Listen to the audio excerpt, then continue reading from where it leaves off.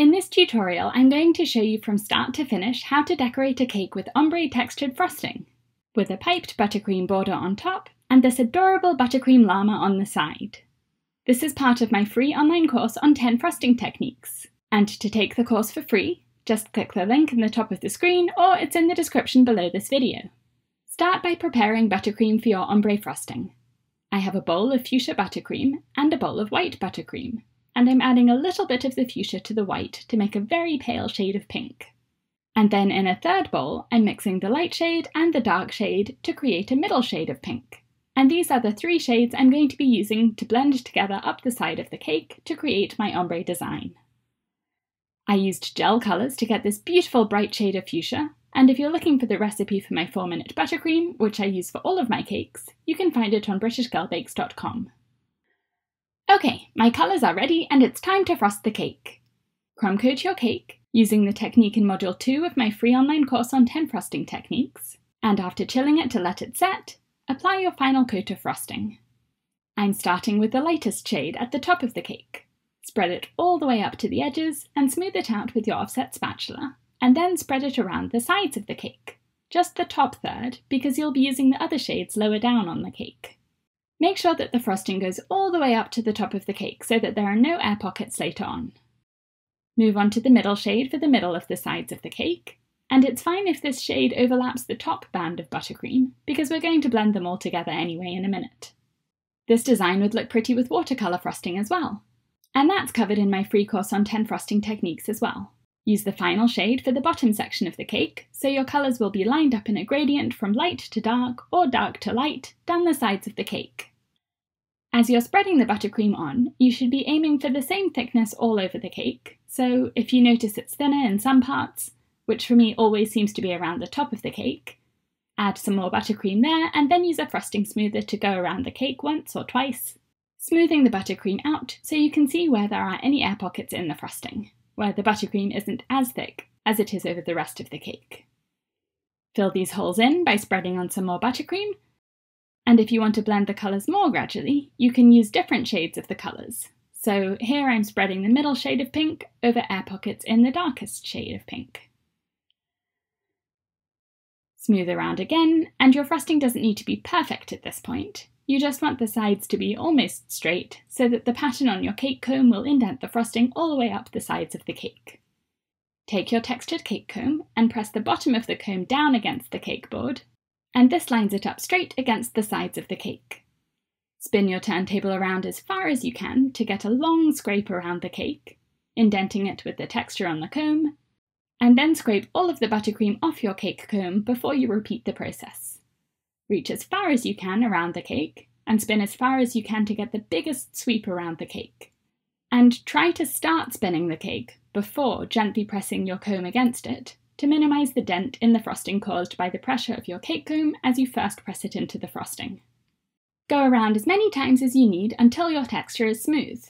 And if you have any air pockets or any areas where you can see the crumb coat because you've scraped off all of the final coat of frosting, go back and touch those up by spreading on more buttercream, and then use the textured cake comb over those areas again. If you're looking for a simpler technique that doesn't require a cake comb, you can try the textured frosting technique in Module 6 of my course on 10 frosting techniques, using an offset spatula or even the back of a spoon. As you scrape off the frosting from your cake comb after going around the cake, you'll get blended shades of buttercream, and you can spread this blended frosting back onto the cake for your touch-ups, because that will blend the colours together gradually. Your cake comb should be clean for each new scrape so that you're not dragging buttercream back onto the cake where the frosting is already smooth. And to clean the cake comb, you can scrape off most of the buttercream with your offset spatula and put it into a bowl, and then use a paper towel to wipe the comb clean of any remaining buttercream. If you're enjoying this video, please like it by clicking the thumbs up button and subscribe to my channel for a new cake decorating tutorial every week. When you're happy with the sides of the cake, tidy up the top edge by scraping the frosting that's sticking up over the top of the cake over onto the top of the cake. You can do this with an offset spatula or a frosting smoother. Use a sideways motion, pushing from the outside to the middle of the cake, and then swipe it off the cake to take any excess frosting off with it. Wipe off your offset spatula or frosting smoother and then repeat, all around the top edge of the cake. Now we're going to use the leftover buttercream that you've scraped off the cake to pipe a border on top of the cake. Place a piece of cling film on the counter and spread rows of the different shades of buttercream down the middle, next to each other. Next, we're going to transfer this buttercream into a piping bag to create 3-tone piping, so you want enough buttercream to be able to pipe all around the top of your cake. You'll need a bit more than this if you're frosting a big cake, because mine is just a little 4-inch cake, and this is more than enough buttercream for mine. Roll the cling film up to make a log of buttercream, and then cut off one end of the cling film so that the buttercream is right up at the edge of that end of the log, and then drop this side down into a piping bag fitted with a star tip.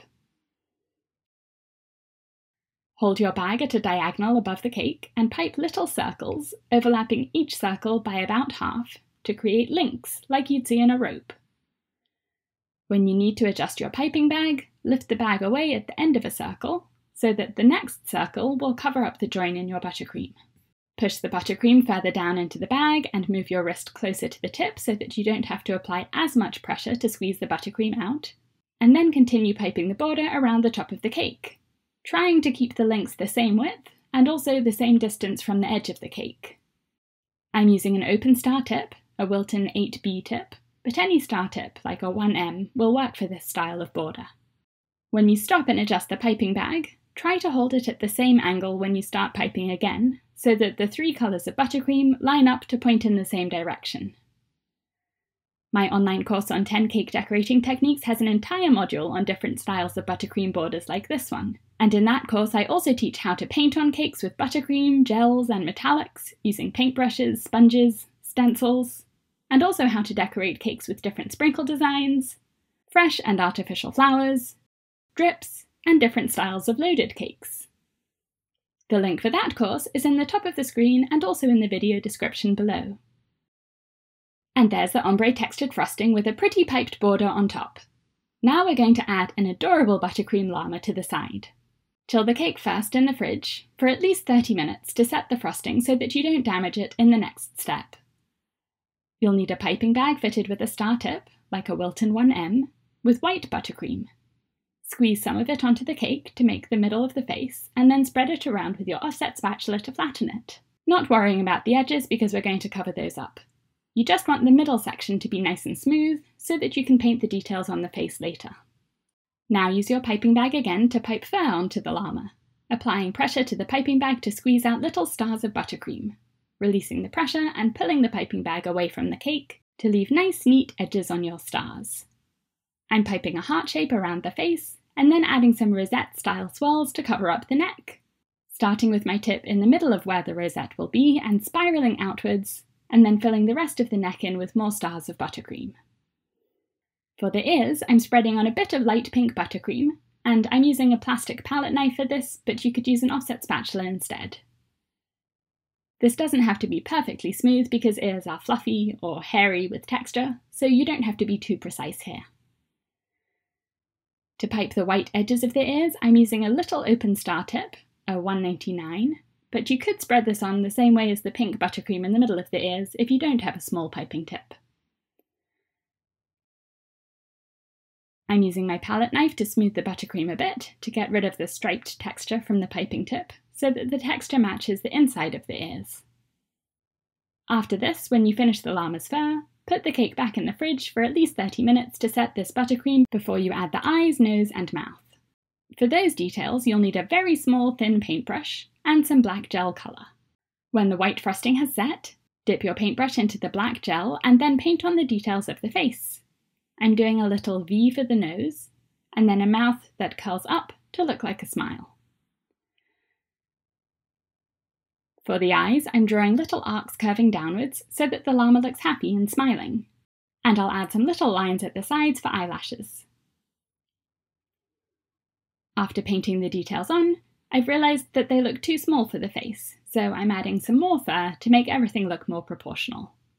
Optionally, if you want to give your llama rosy cheeks, you can use a little bit of pink petal powder on a paintbrush to dab lightly onto the face. Tap off any excess after dipping your paintbrush into the powder, so that there's only a tiny amount on the brush. And there it is! A fluffy llama on an ombre textured cake with a piped buttercream border.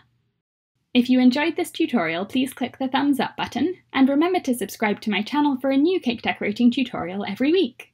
To take my free online course on 10 frosting techniques, or any of my other online courses, go to my online cake school by clicking the link in the top of the screen or in the description below. Thanks for watching!